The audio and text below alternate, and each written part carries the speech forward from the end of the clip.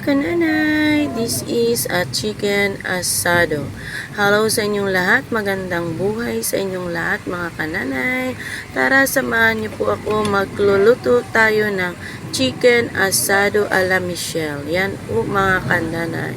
It's look delicious, yummy. Nagustuhan naman po siya ng aking asawa. First po, linisan ang manok. Pagka nalinisan na po ang manok, ilagay po sa pan and lagyan po natin ng water and chicken, laurel, paminta, soy sauce, sugar, wine, and seasoning. Na-forget po ng nanay ang star anise. May star anise pala po yan. Nalimutan ng nanay sa kamamadali magluto.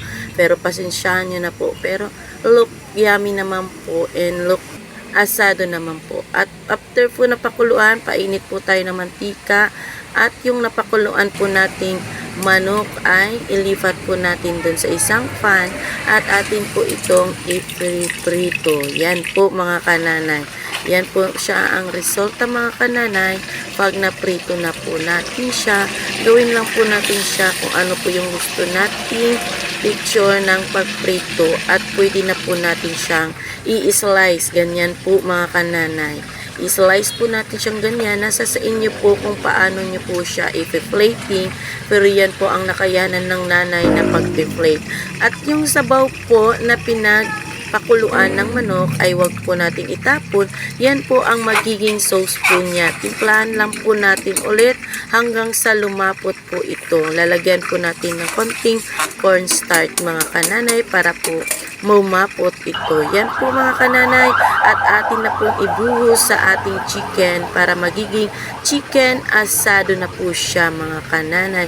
It's yummy po mga kananay, nagustuhan po ng aking asawa ang aking niluto. At yan po mga kananay, it's look delicious niya na mga kananay, yummy yummy.